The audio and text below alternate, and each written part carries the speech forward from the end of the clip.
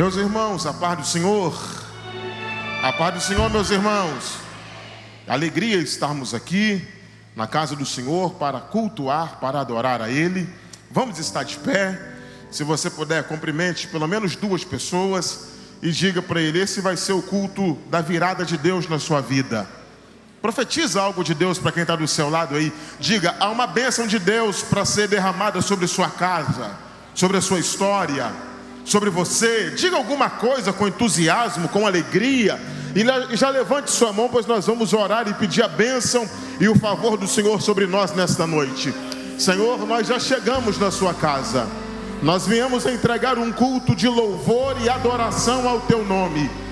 Senhor, nós viemos com uma adoração em nossa alma, e nós só sairemos daqui depois de entregar tudo no teu altar. O Senhor sabe da situação que cada pessoa está passando. O Senhor sabe das situações pessoais, o Senhor sabe das situações familiares, espirituais, emocionais. E nós clamamos agora pedindo a tua bênção e o teu favor. Eu clamo pelo poderoso nome de Jesus nesta noite, pedindo ao Senhor que o teu Espírito venha tocar neste homem, nesta mulher, e trazer alegria a este coração entristecido. O Senhor tem poder para trazer cura a este corpo que está abatido. O Senhor tem poder para realizar uma obra maravilhosa nesta noite. E como igreja nós nos unimos pedindo ao Senhor: desça com a tua presença entre nós nesta noite. Nós não aceitamos menos que tua presença. Nós queremos tua graça em nosso meio. Enfermos que sejam curados, pessoas que estão hospitalizadas que sejam tocadas agora pelo teu poder. Que o diagnóstico do médico seja mudado, pois a última palavra sai da tua boca, ó Jesus Cristo. E nós nos unimos crendo que essa é a noite que o Senhor irá agir, trabalhar, operar algo extraordinário em nosso favor. Nós oramos em nome de Jesus. Amém e amém. Só você que já está no clima do culto, aplauda o Senhor, e de pé vamos louvar nesta noite. Meus irmãos, a paz do Senhor. Meus irmãos, a paz do Senhor. Quantos vieram para adorar o nome de Jesus nessa noite? Vamos adorar.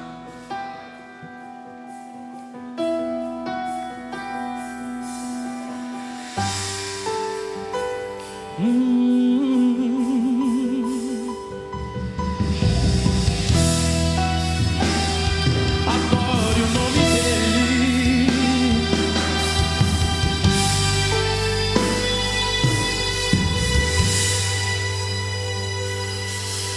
Existe um Deus no céu e a letra no papel não pode descrever.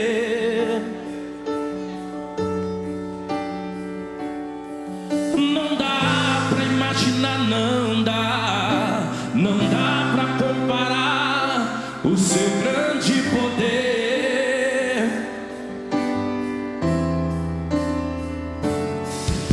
Ele faz o que ele quer, soberano e forte até o infinito.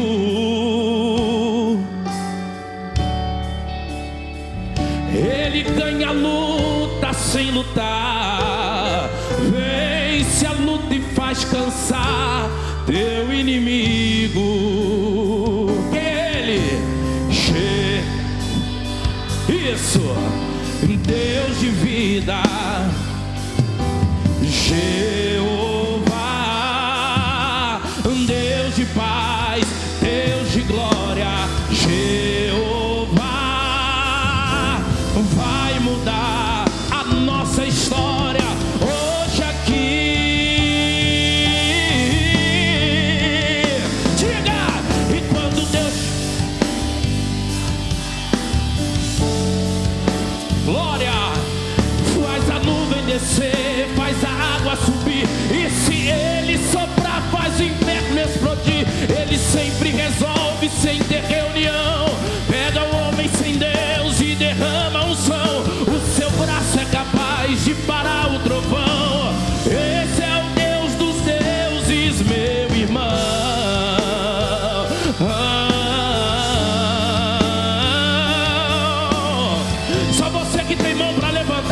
a mão e adora Ele. Ele faz o que Ele quer, soberano e forte até o infinito. E Ele ganha a luta sem lutar. Ele vence a luta e faz cansar teu inimigo. É Jeová, Deus de vida e de vitória. Jeová, Deus de paz, o Deus de glória. Jeová, e Ele vai mudar a nossa história. Levante as tuas mãos, só você que acredita nessa palavra e diga isso. Isso. E quando Deus quer fazer, ninguém pode parar. Quando manda mensagem, faz profeta entregar, faz a nuvem descer, faz a água subir. E se Ele soprar, faz inverno explodir. Ele sempre resolve sem ter reunião. Pega o homem sem Deus, Ele derrama unção. O seu braço é capaz de parar o trovão. Esse é o Deus dos deuses. E quando Deus quer fazer, ninguém pode parar. Quando manda mensagem, faz profeta entregar, faz a nuvem descer, faz a água subir. E se Ele soprar, faz inverno explodir. Ele sempre resolve sem ter reunião. Pega o homem sem Deus e derrama unção. O seu braço é capaz. Só o teclado comigo. E quando Deus quer fazer, ninguém pode parar. Quando manda mensagem, faz profeta entregar, faz a nuvem descer, faz a água subir. E se Ele soprar, faz o inferno explodir. Ele sempre resolve sem perguntar para o homem. Pega o homem sem Deus e derrama unção. O seu braço é capaz de parar o trovão. E esse é o Deus dos deuses. E quando Deus quer fazer, ninguém pode parar. Quando manda mensagem, faz profeta entregar, faz a nuvem descer. E se Ele soprar, faz o inferno explodir. Ele sempre resolve sem ter reunião. Pega o homem sem Deus, o seu braço é capaz de parar o trovão. Esse é o Deus dos deuses, meu irmão.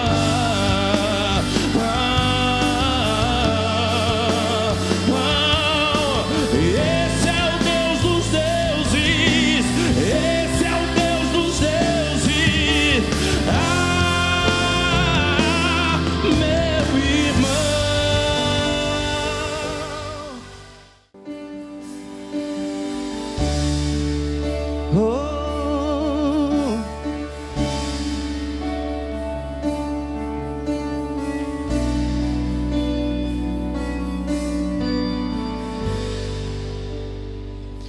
Eu aceito, Senhor, pode me testar, eu não vou reclamar.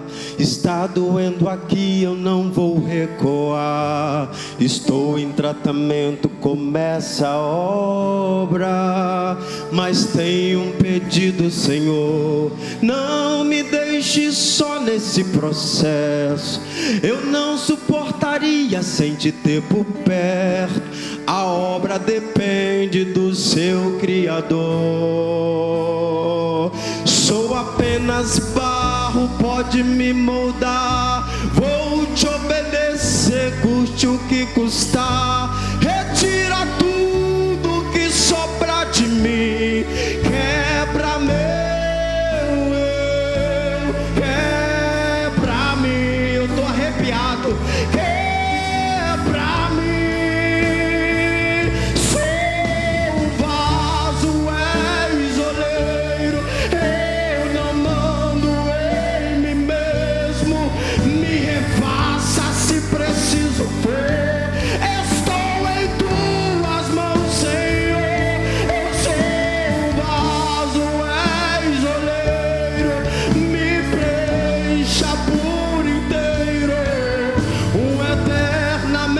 Independente de ti, Senhor, eu sou.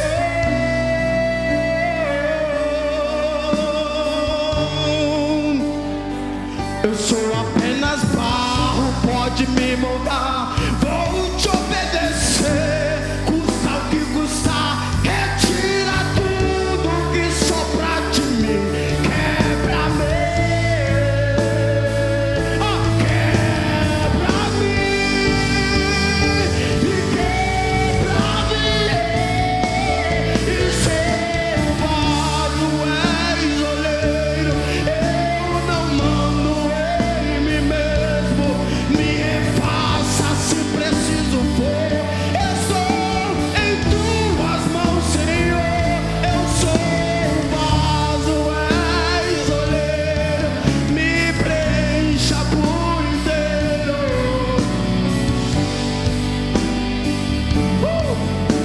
Quantos são dependentes desse Deus? E eu sou eternamente dependente de ti, eternamente dependente de ti, eternamente dependente de ti, Senhor. Eternamente dependente, dependente, eternamente dependente de ti, eternamente dependente de ti, Senhor. Sou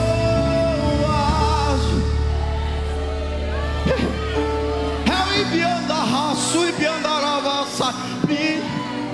Ei, Jesus da glória, estou em tuas mãos, Senhor. Sou vaso.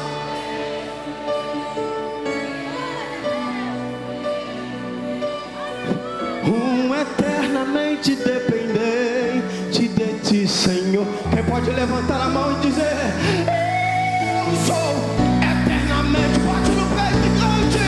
Ei, eternamente dependente de ti, eternamente dependente, dependente de ti, Senhor. Oh, eternamente dependente, dependente, eternamente dependente.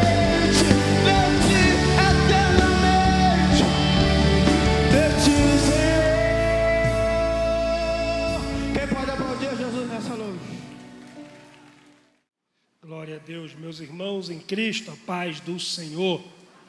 Que bom estar aqui com vocês, mais uma vez, para juntos glorificarmos o nome de Jesus. Abra sua Bíblia, por gentileza, no primeiro livro dos Reis. Primeiro livro dos Reis, capítulo de número 19. Primeiro livro dos Reis, capítulo de número 19. Nós vamos ler a partir do versículo 1 até o versículo de número 7. E após a leitura, você não vai fechar a sua Bíblia, vai permanecer com a sua Bíblia aberta, para que a gente possa pensar um pouquinho a respeito desse texto tão relevante. Quantos encontraram, digam amém. E Acabe fez saber a Jezabel tudo quanto Elias havia feito e como totalmente matara todos os profetas à espada. Essa redundância não pode ser ignorada, porque totalmente já é todos, mas o Acabe faz Jezabel saber que o Elias matou totalmente a todos, ou seja, ele é redundante para deixar claro que o Elias matou geral e não ficou ninguém. Então Jezabel mandou um mensageiro a Elias, a dizer-lhe: assim me façam os deuses, e eu, portanto, se de certo amanhã a estas horas eu não puser a tua vida como a de um deles, o que, vendo ele, se levantou e para escapar com vida, se foi e veio a Beceba, que é de Judá, e deixou ali o seu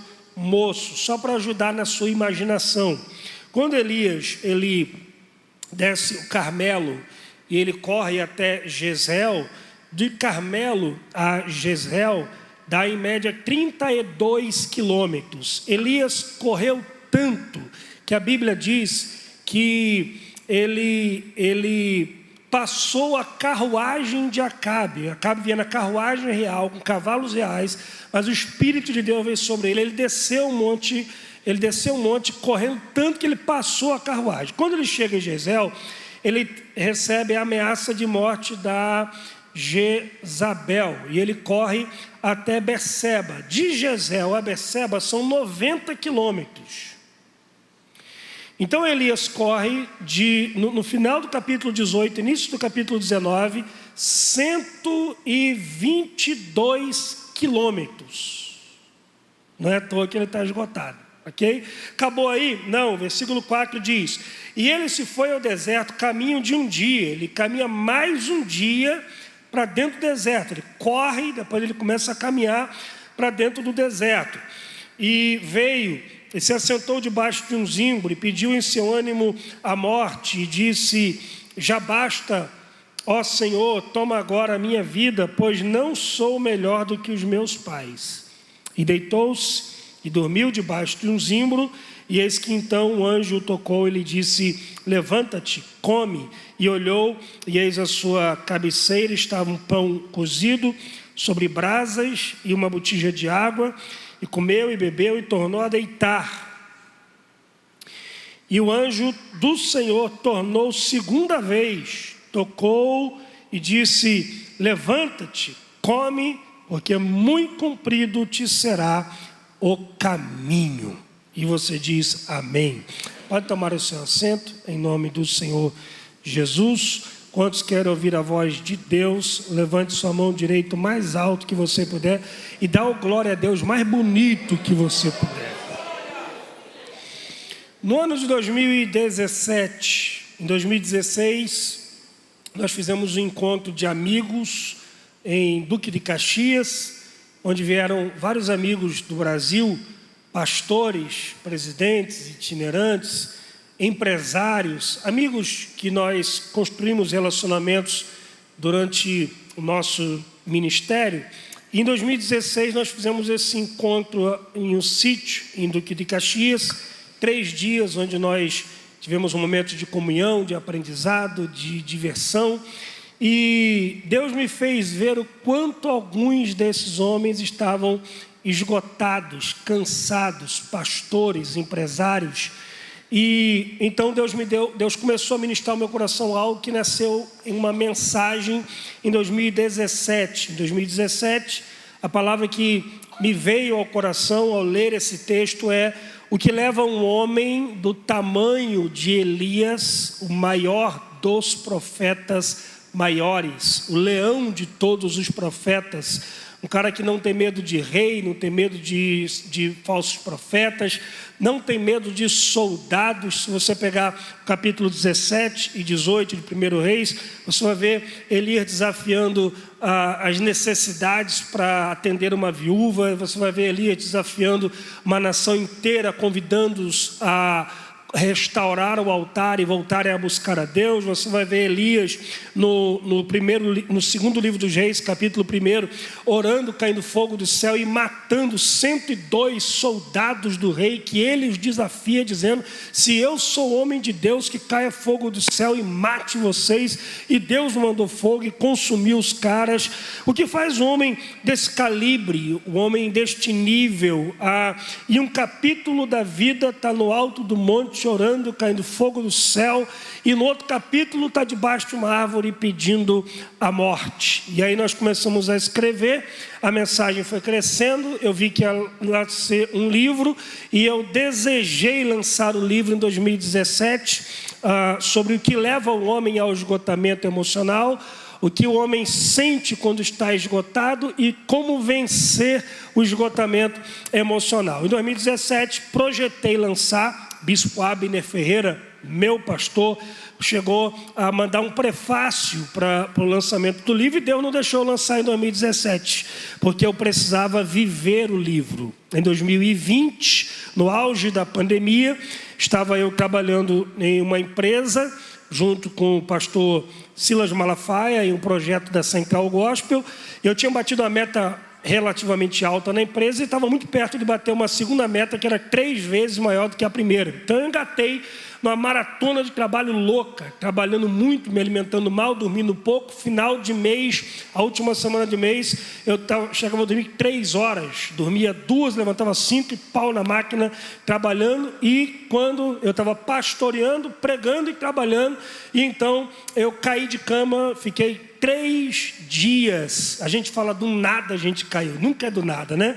E eu digo do nada, caímos de cama, mas foi uma somatização.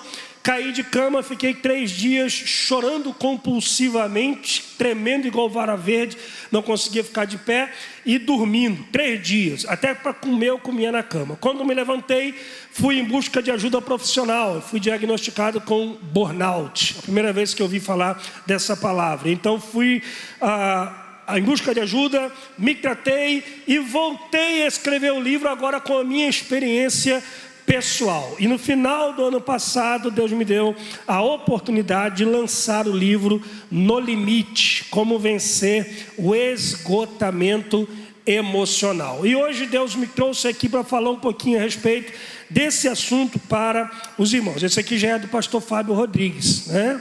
Fica com inveja, não aplauda aí, irmão, amém? Pastor Fábio, amém? E eu já quero conversar com vocês um pouquinho sobre esse assunto que é tão recorrente na nossa geração: esgotamento físico, mental e emocional. A primeira coisa que surge no meu coração quando eu leio essa palavra é: por que textos como este estão escritos na Bíblia? Eu confesso que se eu tivesse escrito a Bíblia, eu teria ocultado esse episódio, bem como outros episódios na Bíblia que eu acho que eu não teria colocado, que são momentos em que a Bíblia expõe de forma tão clara, de forma tão proposital, as fraquezas, os limites, as deficiências, os momentos em que os grandes heróis de Deus pensam em desistir. Por que a Bíblia fala que o Davi adulterou? Por que a Bíblia fala que o Abraão entregou a esposa para ser mulher de Faraó? Por que a Bíblia não oculta? Por que a Bíblia expõe? A Bíblia é tão verdadeira, tão honesta, que ela não faz questão de esconder, de passar pano nos momentos não heróicos dos seus heróis. Então por que a Bíblia fala que Noé um dia se embriagou? Irmão, eu teria escondido isso da Bíblia. Se eu fosse o autor da Bíblia, eu não ia contar isso, que Noé um dia tomou um goró, ficou bêbado, dançando pelado dentro de casa igual um doido. Seus filhos viram sua nudez, isso trouxe uma tragédia para a sua família. Por que a Bíblia conta esses momentos não heróicos dos seus heróis? Por que a Bíblia fala que o Moisés matou o egípcio, se escondeu na areia, perdeu a cabeça um dia, pegou um pedaço de pau, Deus disse, fala com a rocha. Ele estava tão estressado, tão esgotado, que ele pegou um pedaço de pau e tacou na rocha 2 vezes e não entrou na terra prometida? Por que a Bíblia fala dos momentos não heróicos dos seus heróis? Por que a Bíblia expõe esses momentos? Noé se embriagando, Davi adulterando, Moisés o matando, o Abraão mentindo para não morrer no Egito. Por que a Bíblia conta esses momentos não heróicos dos seus heróis? Eu penso que se a Bíblia falasse apenas que o Noé era amigo de Deus, que Abraão era pai na fé, que o Moisés era libertador, que o Davi era homem segundo o coração de Deus, e contasse que o Elias é apenas o maior dos profetas maiores, e não revelasse esses momentos de fraqueza, eu ia dizer, não dá para ser crente desse jeito não, porque esse cara só acerta na vida, né? Eu não tenho como ser crente. Agora, quando a Bíblia fala que Noé embriagou, mas ele foi chamado de amigo de Deus, que o Davi adulterou, mas foi chamado de homem segundo o coração de Deus, que o Moisés feriu a rocha, matou o egípcio, mas foi chamado de grande libertador, que Abraão mentiu, mas ninguém chama Abraão de mentiroso, é Abraão pai na fé. Ou Elias, ninguém conhece Elias como Elias o suicida, mas Elias o leão dos profetas. É a Bíblia dizendo, o seu momento não define a sua história, a sua história é maior do que o seu momento. E mais ainda, se eles venceram mesmo com todas essas fraquezas, há esperança para mim, há esperança para você. Se eles vencerem e se tornarem gigantes de Deus, nós também podemos fazer coisas relevantes para a glória de Deus. Se você concorda com essa palavra, levanta a tua mão aí e diga glória a Deus. Então, o que leva pessoas a viverem esse nível de esgotamento emocional. Por que a Bíblia fala que o Elias viveu isso? Talvez para dizer para nós que se o Elias viveu, quem de nós está livre disto? Se Elias passou por isto, quem de nós está livre de viver isto? E por que o Elias viveu isto? Claro que não tem como falar tudo, né, aqui hoje, mas a gente vai dar uma palhinha aqui sobre o livro, ok? Sobre o que Deus me falou a respeito dessa mensagem. E a primeira coisa que tem levado pessoas ao esgotamento emocional, eu quero começar na contrapartida, como evitar o esgotamento emocional e por que pessoas têm entrado nesse nível de esgotamento mental e emocional, é o descaso com o descanso. Por que pessoas têm vivido esgotadas? Porque eles não tratam o descanso como a Bíblia manda tratar. O descanso, uma coisa tão básica da vida, mas que nós, principalmente nós evangélicos, muitas vezes pecamos sobre isso. E nesse tempo onde a produtividade quase que é divinizada, a gente quase diviniza a produtividade, né? Tanto que se alguém faz muito é de Deus, se não faz nada não é de Deus, ou se faz pouco também não é de Deus, quando na verdade a Bíblia, ela trata o descanso de uma forma muito abrangente. Note uma coisa aqui que eu vou dizer para vocês.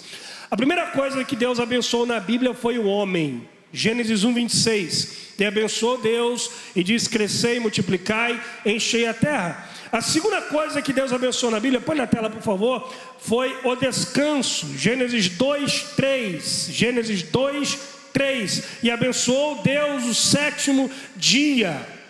E a primeira coisa que Deus santificou na Bíblia foi o descanso. A primeira coisa na Bíblia que Deus chama de santo foi o descanso. Antes da oração ser santo, o descanso é santo.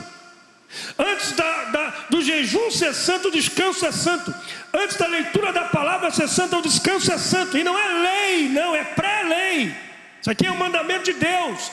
E não é um mandamento para cumprir caprichos da divindade, ou para nos limitar, ou para que nós venhamos ser apenas seres obedientes. Não, é uma lei de proteção de Deus para nós. Deus santificou o descanso. A lei, na verdade, veio para sistematizar. Agora, note uma coisa interessante. Deus tem 10 mensagens para a humanidade. 10.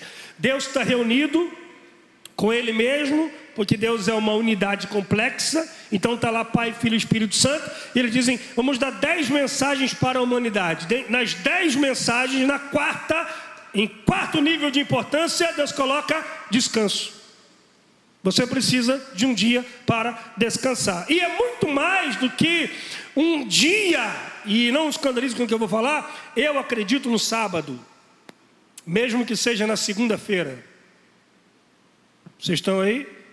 Eu acredito no sábado, mesmo que seja na quinta-feira. Eu acredito no sábado, porque o sábado não é um dia, o sábado é um princípio. E um princípio que é pré-lei, um princípio que foi sistematizado na lei, e um princípio que é pós-lei. Tanto que Jesus, em Marcos capítulo 2, versículo 27, se puder colocar na tela, Jesus diz: o sábado foi feito por causa do homem, e não o homem por causa do sábado. Ou seja, o sábado foi feito para atender a necessidade do homem, e não o homem para atender a necessidade do sábado. Mas Jesus não ignorou o sábado.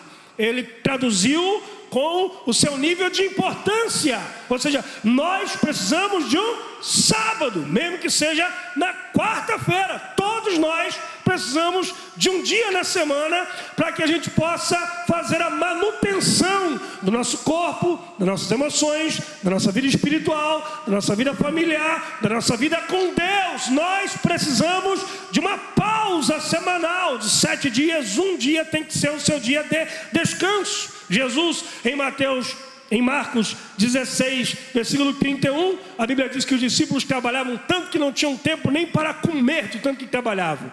E aí Jesus os chama e diz: vinde um pouco à parte para descansar. Pega essa aqui. O mesmo Jesus que em Marcos 16, 15 disse: ide e pregai, é o mesmo Jesus que Marcos 6,31 disse: vinde e descansai. Ou seja, o mesmo Jesus, a mesma palavra, tão santo quanto ir e pregar, é o vir e descansar.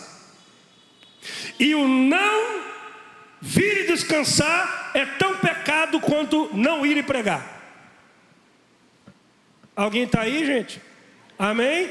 E eu não posso nem dizer para você, você precisa descansar porque você não é uma máquina, porque até as máquinas precisam descansar e precisam de manutenção. Eu, semana passada, fui pregar no Goiás e eu gosto de carro às vezes. Eu vou visitar alguns amigos no caminho e eu, antes de fazer a viagem, eu tenho que fazer uma manutenção no meu carro para que eu possa chegar no destino. Escute o que eu vou dizer aqui. Se o meu carro, que é o veículo do meu corpo, precisa de manutenção, quanto mais o meu corpo, que é o veículo da minha alma. Alguém está aí, diga amém? Então nós precisamos de um dia para chamar de sábado. Dá um toque no irmão e diga: você precisa de um dia para chamar de sábado. Nós precisamos de um dia para chamar de sábado. Um dia onde nós fazemos a manutenção do nosso corpo, da nossa alma, da nossa emoção, onde desconecta geral. Amém? Nós estamos vivendo um tempo acelerado, onde a tese do sucesso é sucesso a todo custo. O problema do sucesso a todo custo é que você acabará precificando aquilo que não tem preço.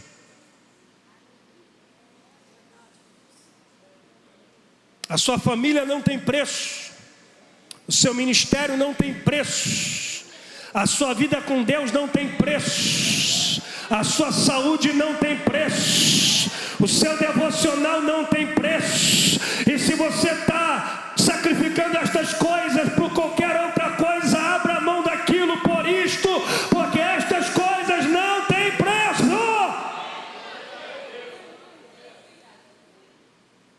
E eu quero hoje conversar com vocês um pouquinho sobre isso, depois vamos para outro ponto, onde como estabelecer o meu sábado, são algumas dicas práticas que a gente dá no livro, sobre como você estabelecer o seu sábado. Primeira dica importante e simples, obrigue-se.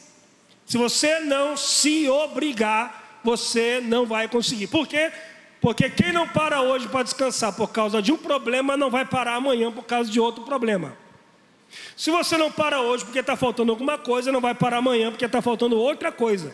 Por que Deus colocou o descanso na lei? Simples, se não tem lei, a gente não para. Porque sempre terão urgências para querer arrancar você do seu descanso, que é santo. Você pode repetir isso? Diga: o descanso, biblicamente, é santo. Segundo, como estabelecer o meu descanso num tempo tão acelerado como o que a gente vive? Essa aqui vai doer, mas eu tenho que falar. Não se permita tornar refém de urgências alheias.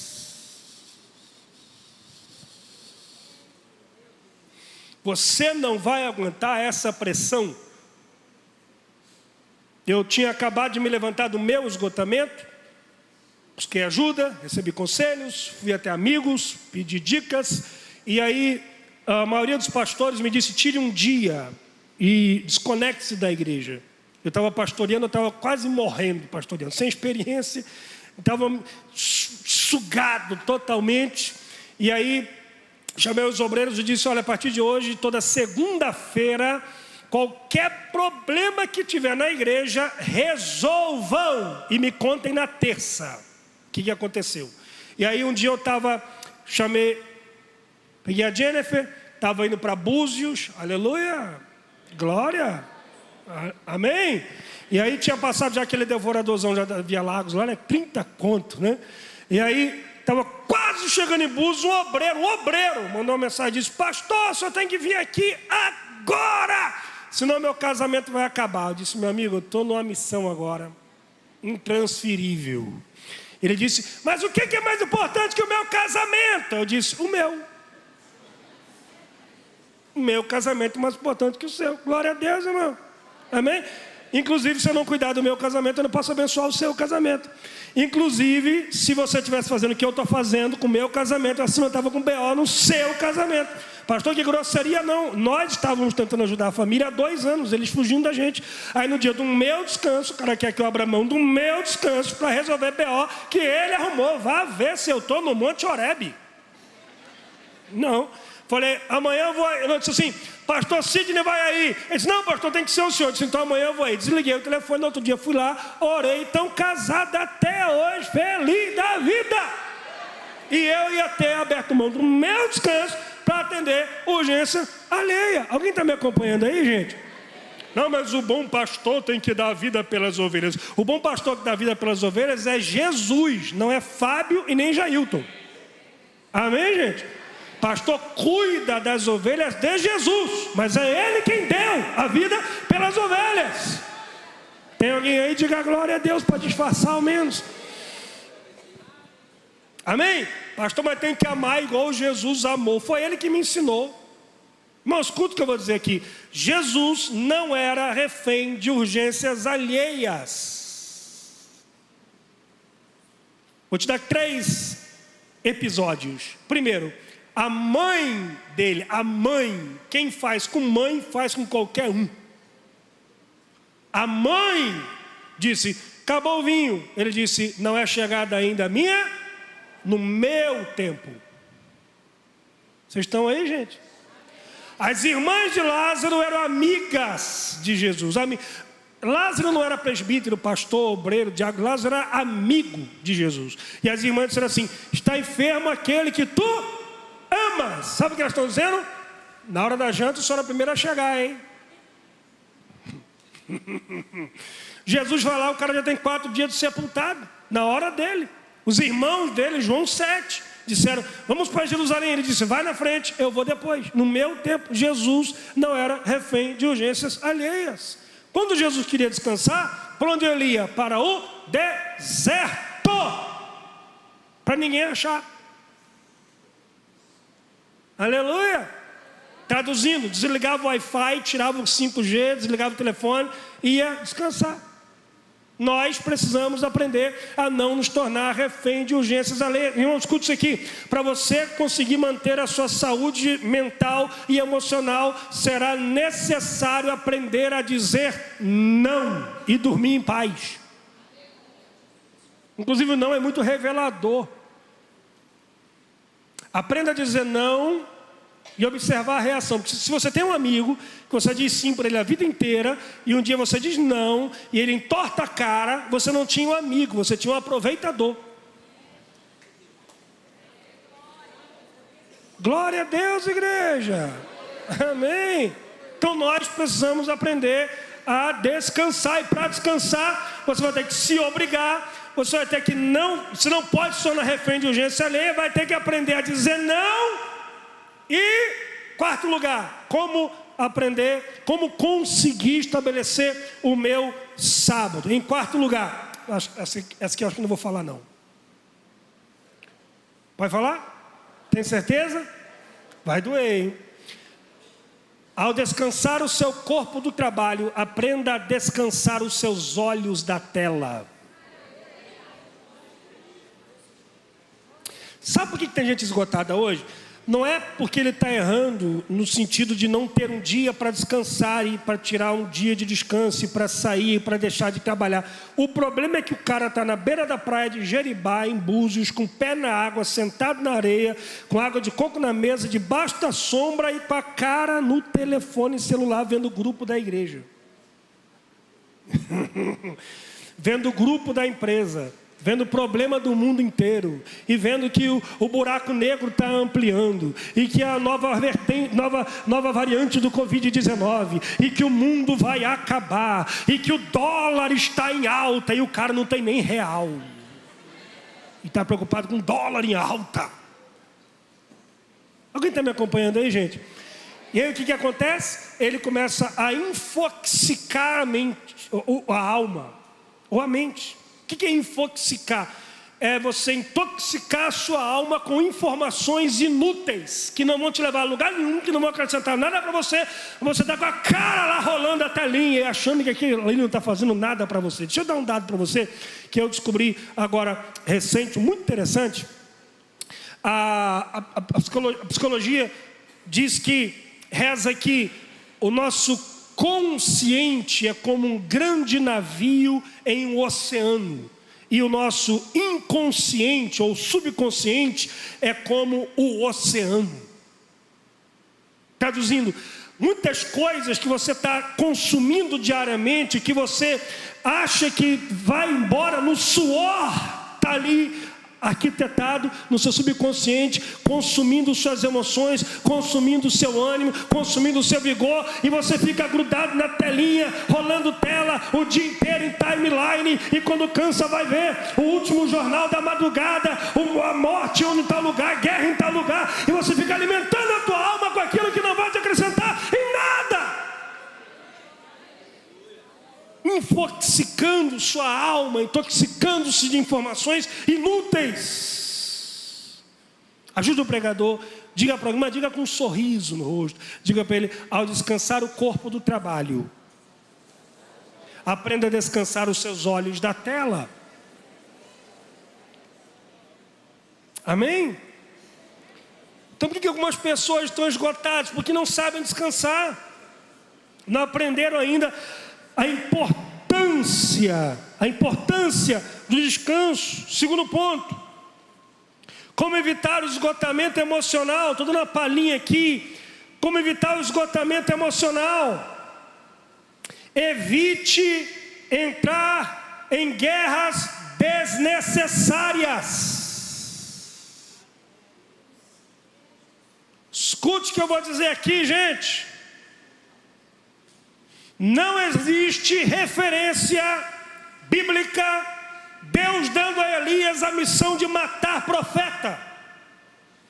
Eu vou além, para quem diz assim: mas tinha guerra dos deuses do Antigo Testamento. Sim, mas a Bíblia diz no capítulo 18, que todo o povo se prostrou e disse: só o Senhor é Deus, só o Senhor é Deus, só o Senhor é Deus. Então os falsos profetas também se converteram a Deus naquele momento. Alguém está aí? A missão de Elias era restaurar o altar e trazer o povo de volta à adoração ao único e verdadeiro Deus.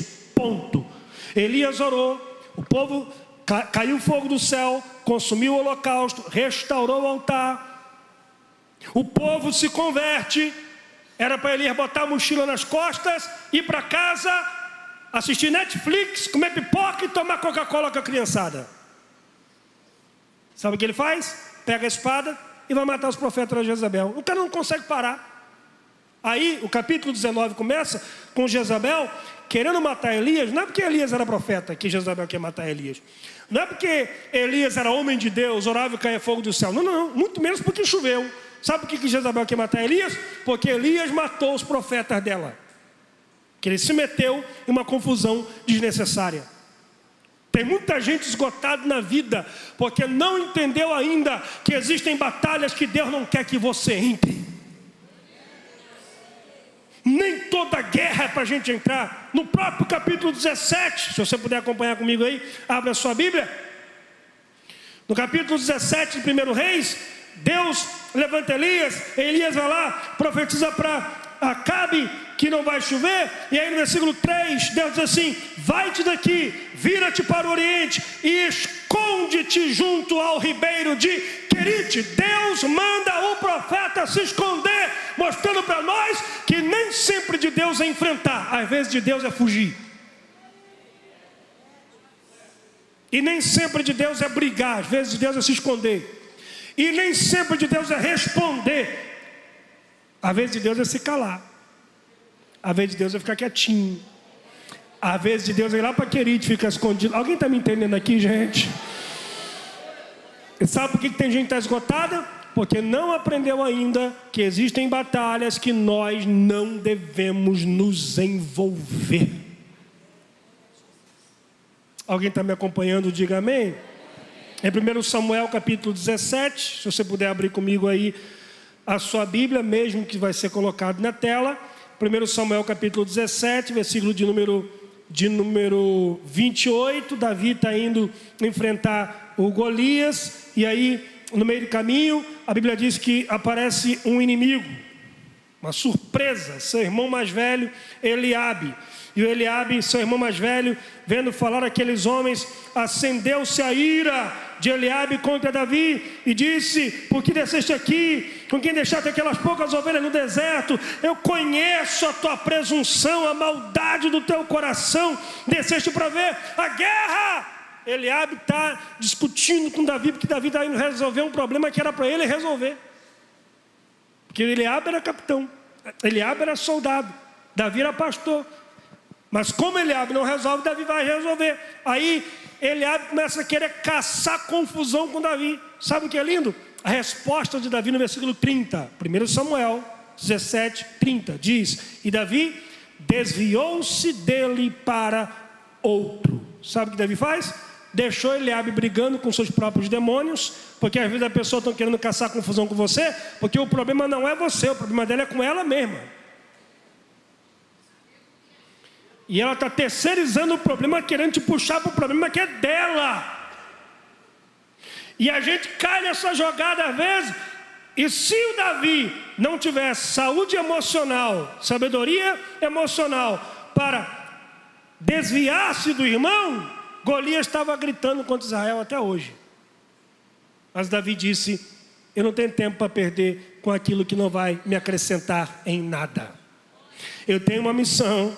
Ainda mais depois que ele soube que ia ganhar ouro, ia ganhar prata, ia casar com a filha do rei, os pais iam estar livres de imposto. Ele disse: eu tenho muita coisa em jogo, eu não posso me envolver em guerras que não vão trazer resultado algum. Escute essa palavra aqui: aprenda a selecionar as suas guerras. Aprenda a, antes de entrar em uma confusão, em uma briga, perguntar-se: o que eu ganho com isso? O que o reino de Deus ganha com isso? Quantas pessoas serão beneficiadas por isso? Ele desviou-se dele para o outro, ou seja, largou Eliabe dando tapa em mosquito, dando soco no vento, brigando contra os seus próprios demônios. E ele disse: eu tenho gigantes para derrubar, eu tenho uma missão para cumprir, eu tenho um propósito para executar, eu não posso perder tempo com guerra que não vai me gerar nada. Alguém está me acompanhando aqui, gente? Aprenda a selecionar as suas guerras. Tem gente esgotado porque não aprendeu a selecionar as batalhas que valem a pena entrar. Agora, o mesmo Davi, no capítulo de número 30, queria que você abrisse, 1 Samuel, capítulo 30, ele já passou algum tempo, Saul persegue, ele vai morar em Ziclag, terra do rei Aquis, filisteu. O rei Aquis arruma guerra contra Saul, que é rei de Israel, e o Davi vai, como hebreu, guerrear contra os hebreus. Pense um episódio doido. Capítulo 28 em diante começa a história. Se você não leu, eu convido você a ler na sua casa depois. E aí Davi vai para a guerra contra os hebreus, contra seus irmãos. E aí quando Davi chega lá no campo, os mais velhos olham para Aquis e dizem: o que esse moleque está fazendo aqui? Aqui diz: não, agora ele é meu amigo, vai guerrear com a gente. Os mais experientes disseram: meu irmão, esse moleque vira a casaca no meio da guerra, vai dar ruim para a gente. Manda Davi embora. Aí Davi vai embora chateado da vida, 3 dias para ir, 3 dias para voltar, 6 dias de ausência. Quando Davi chega em casa, Ziclag está pegando fogo. Capítulo 30 de 1 Samuel, versículo 1 em diante, as mulheres e as crianças levadas cativas. E aí versículo 4 diz que Davi com os seus homens chorou até que não tinha mais forças para chorar, porque entrar em guerras que não são suas pode lhe trazer prejuízos irreparáveis.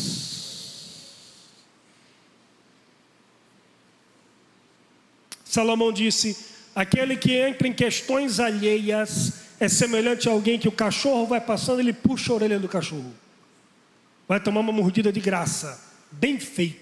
O cachorrinho está passando tranquilinho e o cara vai lá perturbar o cachorro, vai tomar uma mordida de graça.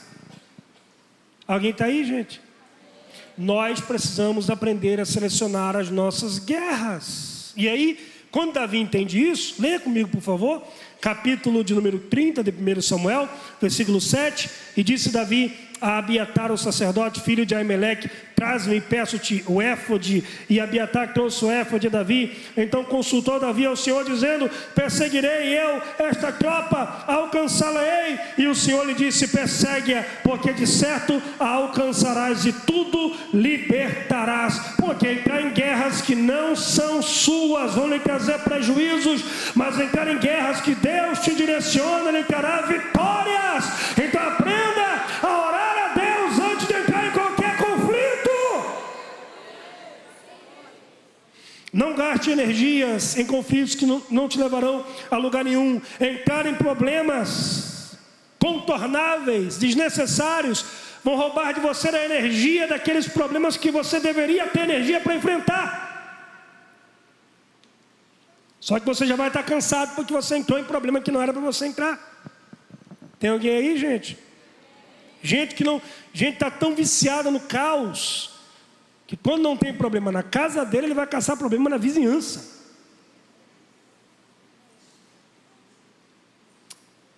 Posso falar? E quando não tem na vizinhança, ele vai para a rede social discordar dos outros. Se a gente viciada em caos, não gostou, bloqueia. Deixa de seguir.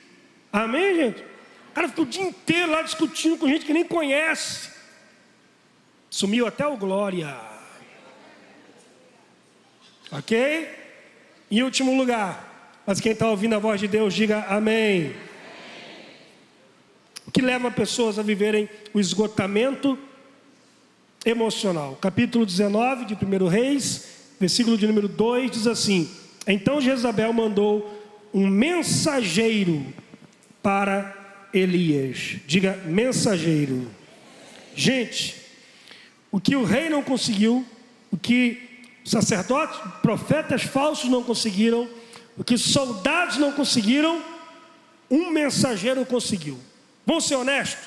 O mensageiro de Jezabel devia ser repórter do Cidade Alerta. Pense num mensageiro bom. O cara deve ter dado detalhes. Ela vai te cortar em pedaços, ela vai pendurar você de perna para cima, vai arrancar tuas unhas, vai quebrar teus dentes, vai tacar fogo, Ele botou o terror. E uma mensagem fez o profeta correr para debaixo da árvore e pedir a morte. Aquilo que ele escutou. Escuta o que eu vou lhe dizer aqui. Foi feita na pandemia, eu estava escrevendo, e aí, como eu disse, vivi o meu esgotamento, fui em busca de algumas informações para concluir o livro, e encontrei uma matéria do doutor Afonso Salgado. Se quiser anotar para pesquisar depois.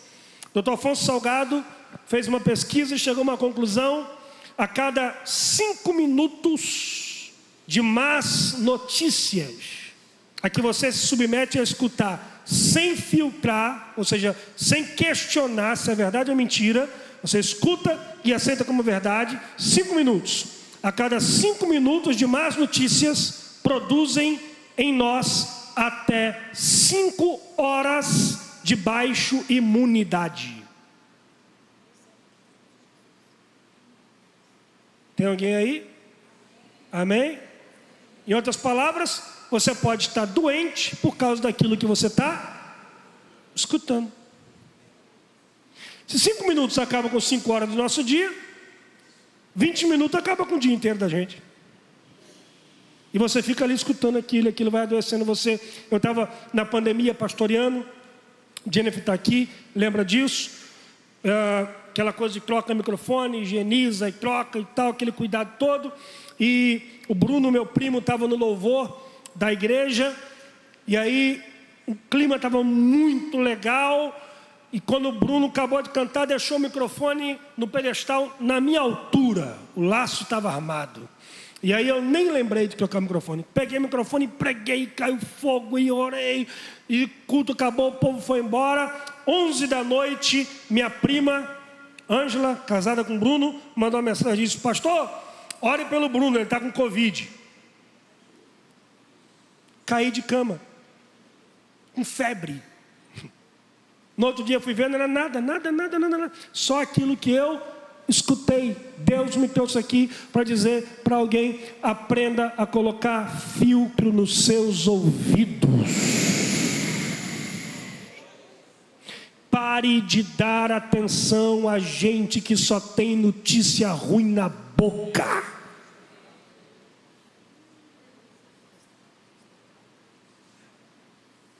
Vai doer, mas eu tenho que falar. Pela sua saúde emocional, algumas pessoas você precisará amar à distância.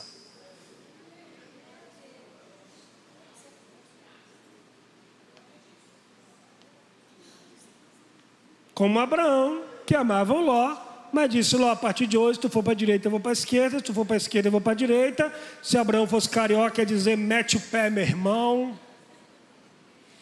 Mas a Bíblia diz que o Abraão continuou intercedendo por Ló, inclusive entrou numa guerra por Ló depois, mas na sua devida distância. Alguém está me acompanhando, gente? Mas tem que amar igual Jesus amou. Foi ele que me ensinou. Na casa do Jairo estavam as carpideiras. Quem são as carpideiras? Profissionais do choro, que iam para os velórios para chorar quando alguém morria. E aí o choro das infelizes é tão falso que Jesus diz assim: ela está dormindo. Elas começam a rir da cara de Jesus. Pensa num choro falso. Ela estava chorando. Jesus diz: está dormindo. Elas começaram a rir. Aí Marcos diz assim: e Jesus as colocou para fora. Não é isso que você entendeu, não. Ele não convidou elas para sair. Ele não disse: por gentileza, saiam. Não, Jesus as colocou para fora. Sabe o que é colocar para fora? Pegar no braço, arrastar para a porta e dizer: porta da rua, serventia da casa, vaza. Aí depois a Bíblia diz que Jesus ressuscitou a menina. Não pegou? Vou botar a legenda.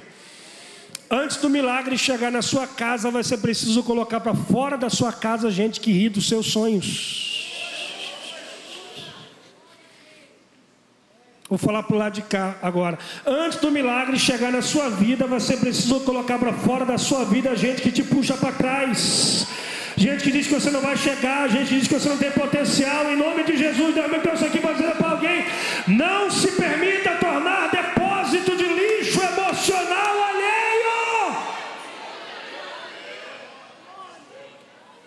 Não se permita tornar depósito de lixo emocional alheio. E eu fecho. Para traduzir essa mensagem, quando os músicos se apresentam, já é sinal de que o pregador tem que parar, né? Brincadeira, olha para cá. 40 dias, Golias afrontando Israel. Escute o que eu vou dizer aqui, isso aqui é muito importante. 40 dias, Golias venceu uma guerra sem dar um tapa na orelha de ninguém. 40 dias, Golias venceu uma guerra sem matar ninguém. Detalhe, não existe uma referência de Golias matando ninguém, brigando com ninguém. Mas ele ficou 40 dias. Dai-me um homem, eu vou matar, eu vou arrancar a cabeça, eu vou dar para as aves comerem o corpo. Vocês vão ser meus escravos. 40 dias. Aí vem Davi do campo. Olha para o mesmo gigante, que todo mundo está fugindo, e diz assim: quem é esse maluco pensa que é? Quem é esse doido aí? Eu vou arrancar a cabeça desse cara e todo mundo vai saber que ele atendeu os de Israel. Qual o trunfo de Davi? Guerreiro? Não, pastor. Qual o trunfo de Davi? É grande? Pequeno? Qual o trunfo dele? Experiente? Novo? Novinho? Qual o trunfo dele? É que enquanto 40 dias Israel está ouvindo: eu vou matar, eu vou arrebentar, eu vou arrancar a cabeça, vocês vão ser meus escravos. Davi estava no campo dizendo: o Senhor é meu pastor e nada me faltará. A alma dele estava limpa, A mente dele estava blindada. Ele não se submeteu àquele ataque verbal durante 40 dias. Pastor, não entendi. Palavras têm roubado a tua coragem. Notícias têm roubado a tua fé. Porque a fé, se a fé vem pelo ouvir, o medo também vem pelo ouvir. Se a coragem vem pelo ouvir, o pavor também vem pelo ouvir. Então, em nome de Jesus, aprenda a selecionar aquilo e quem você está ouvindo. Quero orar com você hoje. Fique de pé comigo em nome de Jesus. Permissão dos meus pastores. Fique de pé comigo. Em nome de Jesus, meu Deus, é a tua palavra que foi pregada. Não viemos aqui para ser animador de plateia, nem pregador motivacional. Não. A tua igreja não precisa disso. Nós estamos aqui como profetas para orar. Esses homens de Deus estão impondo as mãos agora sobre os teus filhos. Eu não sei qual a necessidade na alma deles hoje.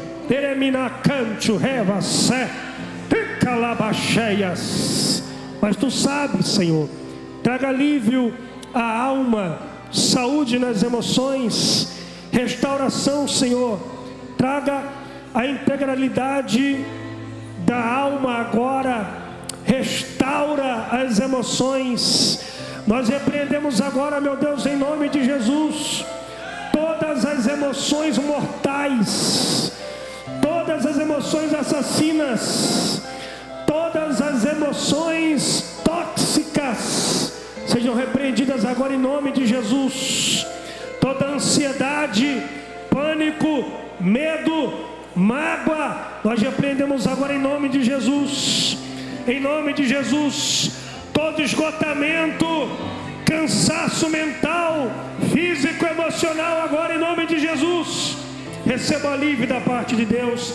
Receba saúde agora nas suas emoções.